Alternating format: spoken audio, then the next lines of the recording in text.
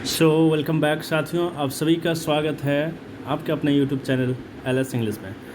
तो आज के इस वीडियो में हम लोग डिस्कस करेंगे जो चौथा टीपीडी कोर्स आया हुआ है, जो जे कोविड-19 बचाव अनुरूप है।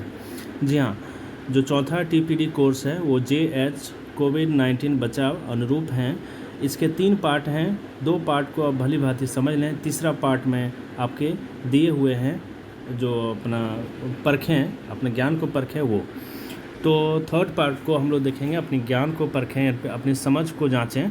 तो इस पार्ट में आपको मुख्य बातें आपको जान लेनी होगी कि आपको प्रमाण पत्र तभी जारी किया जाएगा जब आप 3 प्रयास में 70% या उससे अधिक अंक प्राप्त करेंगे। जी हाँ, बिल्कुल स्पष्ट है कि आपको तीन अटैम्प्ट्स ही मिलेंगे, मतलब 3 प्रयास ही मिलेंगे, उसी के भीतर में आपको 70% या उससे अधिक अंक मिलेंगे। इसमें कुल 18 प्रश्न हैं, 18 में से 70%, कहने का मतलब आपको 13 प्रश्न सही करने होंगे हर हाल में, तभी आपको प्रश्न जो ये प्रमाण पत्र है वो जारी किया जाएगा। तो चलिए शुरुआत करते हैं। आज के इस वीडियो को हम लोग देखते हैं, विश्लेषण पूर्वक इसका अध्ययन करेंगे, जो है JHTPD कोविड-19 बचाव अनुरूप। चलिए, पहला क्वेश्चन ये रहा, कोविड-19 के बचाव के हटेगा व्यवहारों में से निम्नलिखित में से कौन सा विकल्प सबसे उपयुक्त है? तो आपके पास विकल्प जो हैं, आप 4 विकल्प हैं।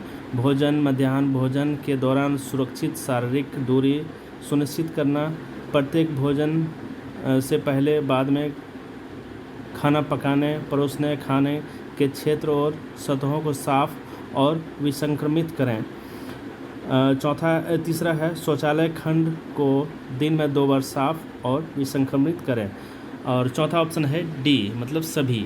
तो इसमें मुझे लग रहा है कि सभी आंसर सही होंगे। इसको टिक करेंगे, आगे बढ़ेंगे। चलिए, अगला क्वेश्चन आ गया, निम्नलिखित में से किसे कोविड-19 महामारी के दौरान एक प्रमुख उपाय के रूप में स्कूलों में अनिवार्य किया जाना चाहिए?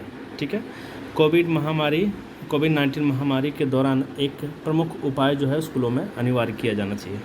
आपके ऑप्शन हैं, ऑप्शन में पढ़ता हूँ, समझेंगे आप। हमेशा की तरह नियमित गतिविधि जारी रखें जैसा कि पूर्व कोविड-19 अवधि में था। सीखने की उपलब्ध यानी लर्निंग अचीवमेंट के लिए लगातार समूह बैठकें आयोजित करें। आगंतुकों, अभिभावकों को सुरक्षा और बचाव संबंधी व्यवस्था की निगरानी के लिए स्कूल आने की अनुमति। ठीक है, अगला है भोजन से पहले 40 सेकेंड साबुन से 100% हाथ धोना सुनिश्चित करने के लिए भोजन का समय निर्धारित करें। तो जो प्रश्न है वो समझ लें, कोविड-19 महामारी के दौरान एक प्रमुख उपाय के रूप में स्कूलों में अनिवार्य किया जाना चाहिए। तो यहाँ पे आपको देखना पड़ेगा, देखिए, हमेशा की तरह नियमित गतिविधि यानी कोविड-19 जो सेकेंड फेज है, इसके पहले जो गतिविधि थी वो बिल्कुल जारी रखना चाहिए। और एक और ऑप्शन आपके बिल्कुल क्लोज है, आगंतुकों, अभिभावकों को सुरक्षा और बचाव संबंधी व्यवस्था की निगरानी के लिए स्कूल आने की अनुमति। तो मैं जाऊंगा ऑप्शन नंबर 1 के साथ, हमेशा की तरह नियमित गतिविधि जारी रखें जैसा कि पूर्व कोविड-19 अवधि में था। ठीक है, आप विचार कर सकते हैं, आगंतुकों, अभिभावकों को सुरक्षा और बचाव संबंधी व्यवस्था की निगरानी के लिए स्कूल आने की अनुमति। तो मैं ऑप्शन नंबर 1 के साथ जाऊंगा। चलिए आगे बढ़ते हैं।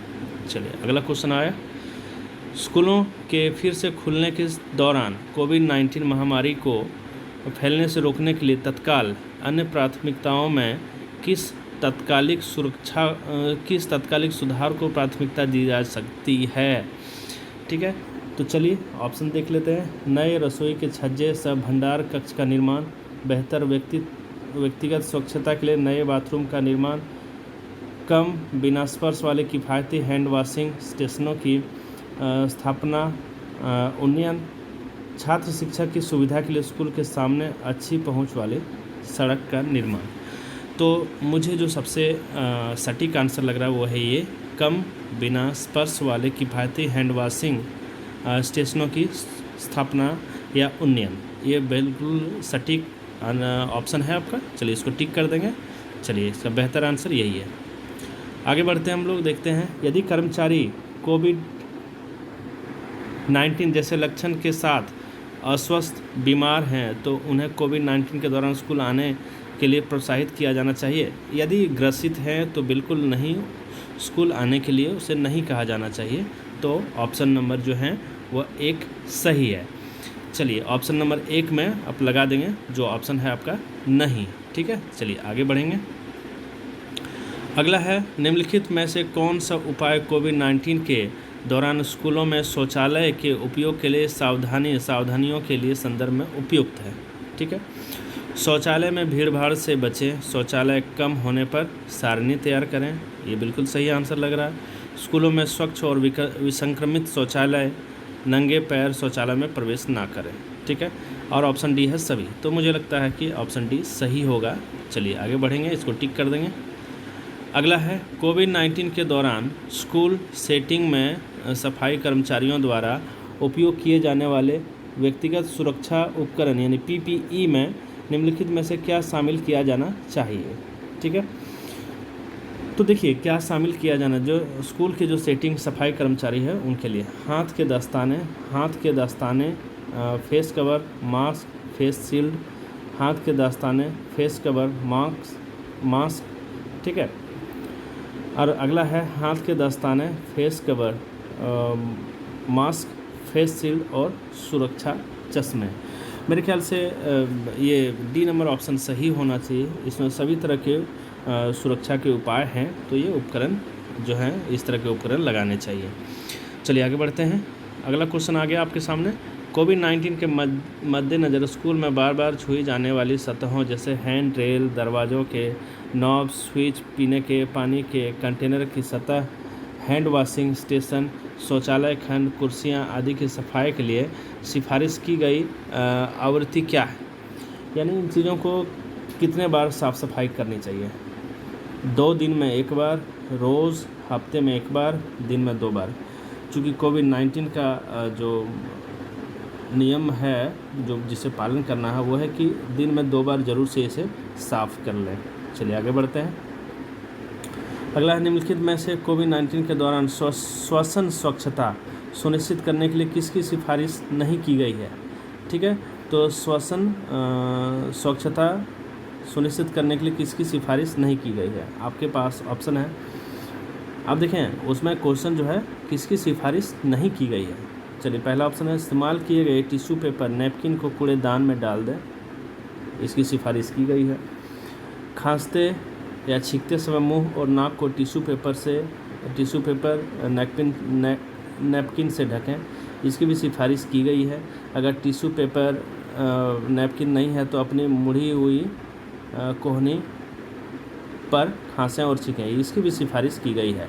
यदि आपके पास टिश्यू पेपर नैपकिन नहीं है तो अपने हथेली में खांसें या छींकें, इसकी सिफारिश नहीं की गई है। तो ऑप्शन नंबर डी सही है। आगे बढ़ते हैं। कोविड-19 के प्रसार को रोकने के लिए हाथ धोने के लिए निम्नलिखित में से उपयुक्त सामग्री क्या है? देखिए हाथ धोने के लिए सबसे उपयुक्त सामग्री है आपका साबुन और पानी। चलिए आगे बढ़ेंगे। किसी व्यक्ति द्वारा प्रभावी ढंग से हाथ धोने के लिए कितनी समय अवधि साबुन और पानी से की सिफारिश की जाती है? अधिकतम 20 सेकेंड, न्यूनतम 50 सेकेंड, न्यूनतम 10 सेकेंड और न्यूनतम 40 सेकेंड। ठीक है, तो 40 सेकेंड जो है, कम से कम 40 सेकेंड से आपको हाथ धोने होंगे। 40 सेकेंड तक हाथ धोने होंगे। चलिए आगे बढ़ते हैं। अगला क्वेश्चन आपके पास आ गया है, छात्रों, शिक्षकों, कर्मचारियों को स्कूल के संदर्भ में निम्नलिखित में से किस स्थान या जगहों पर कोविड-19 के प्रयास से बचने के लिए शारीरिक दूरी का सुनिश्चित पालन करना चाहिए? हाथ के धोने के स्टेशन पर बिल्कुल भी वहाँ करना चाहिए। स्कूल के प्रवेश द्वार, निकास और भोजन, दोपहर के भोजन के समय के बैठकों के दौरान, कक्षा, उपरोक्त सभी जगह, बिल्कुल सभी जगह पे जो है वो डिस्टेंसिंग का पालन किया जाना चाहिए। आगे बढ़ते हैं। निम्नलिखित में से क्या कोविड-19 के प्रसार से बचने के लिए सुझाई गई दूरी है? बिल्कुल 6 फीट जो है सही और उपयुक्त आंसर है। आगे बढ़ते हैं। निम्नलिखित में से कौन कोविड-19 के दौरान फेस कवर, मास्क के उपयोग के संबंध में सत्य नहीं है? ठीक है, फेस कवर और मास्क के उपयोग में सत्य नहीं है। घर का बना मास्क भी हम लोग के इस्तेमाल के लिए उतना ही प्रभावी और वांछनीय है। बिना कोविड-19 के लक्षणों वाले व्यक्ति को मास्क पहनने की आवश्यकता नहीं है। ठीक है, यहाँ कह रहा है कि फेस कवर या मास्क के उपयोग में सत्य नहीं है। तो बिना कोविड-19 के लक्षणों वाले व्यक्ति को मास्क पहनने की आवश्यकता नहीं है। देखिए, जिसे कोविड-19 है उसे मास्क पहनने की आवश्यकता है। तो देखते हैं अगला ऑप्शन, सभी लोगों को विशेष मास्क पहनने की आवश्यकता है। कोविड-19 के लक्षण वाले व्यक्ति को मास्क पहनना आवश्यक है। ठीक है, कोविड-19 के लक्षणों वाले व्यक्ति को मास्क पहनना आवश्यक है। बिना कोविड-19 के लक्षणों वाले व्यक्ति को मास्क पहनने की आवश्यकता नहीं है। ठीक है, घर का बना मास्क भी आम लोगों के इस्तेमाल के लिए उतना ही प्रभावी है। तो इसका आंसर जो है वो हो जाएगा आपका। तो चलिए, इसका आंसर सही मुझे लग रहा है कि देखिए 2 और 3 जो है उसको ध्यान से सभी लोगों को विशेषतः मास्क पहनना आवश्यक है। बिना कोविड-19 के लक्षण वाले व्यक्ति को मास्क पहनने की आवश्यकता नहीं है। तो ये आप लगा देंगे जो है ये सत्य नहीं है। ठीक है, क्योंकि नंबर सी में सभी को मास्क पहनना है, ये भी सत्य बात है। आप विचार भी कर सकते हैं, घर पर बना मास्क भी लोगों के लिए इस्तेमाल के लिए प्रभावी और वांछनीय, लेकिन मैं बी के साथ जाऊंगा। चलिए आगे बढ़ते हैं। कोविड-19 के प्रसार से बचने के लिए मास्क के उपयोग के संबंध में निम्नलिखित में से क्या सत्य नहीं है। यदि मास्क डिस्पोजल है तो उपयोग के बाद उसे एक निर्धारित कूड़ेदान में फेंक दें, बिल्कुल सही बात है।